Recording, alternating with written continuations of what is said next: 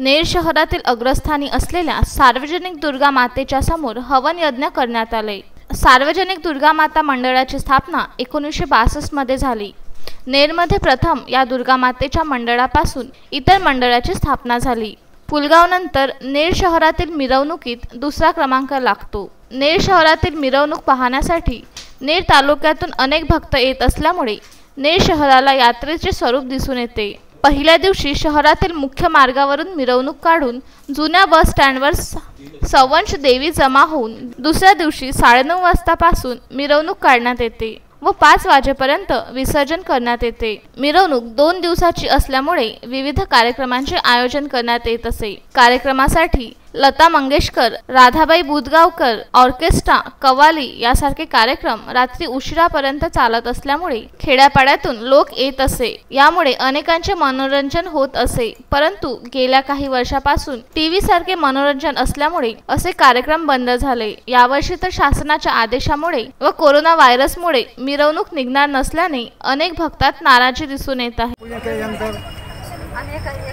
कलश पूजन केल्याच्या नंतर मग दिव्य ज्योती, ते ज्योती जे 5 दिवे लावणं म्हणजे काय, 5 पंचप्राणांच्या 5 ज्योती 5 प्रज्वलित करणं आहे। मग आपण ते 5 विडे ठेवतो त्या ठिकाणी काय, सदा भवानी गायने समीप 5 देव मिळून रक्षा करे ब्रह्मा।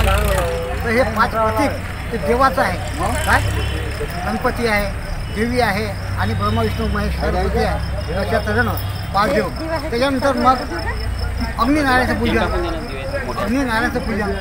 मग अग्निनारायणाचं पूजन झाल्याच्यानंतर पूर्ण आहुती देणे, हे पहिले आहुती गणेशाची, सरस्वतीची आणि ब्रह्मा विष्णू महेश सर्व देवाची आहुती आणि अष्टदिक्पालाची आहुती, नवग्रहाची आहुती, मातृकाची आहुती आणि कुलदेवची आहुती असं करून सण्या आणि भगवती या देवाचं यज्ञ असल, ओम असल त्या देवाचे नावानं 108, 500, 1000, 108 असे मंत्राची आहुती, मंत्रांची आहुती त्या यज्ञामध्ये दिलं म्हणजे ते यज्ञ पूर्ण होते। मग त्याच्यानंतर पूर्णाहुती ज्याला आपण म्हणतो, आपल्या पुढे जे नारळ ठेवलं राहते त्याला एक त्याचा डोळा काढायचा, त्याच्यामध्ये तूप टाकायचं आणि उभं राहून सण्या पूर्णाहुतीचा मंत्र येते।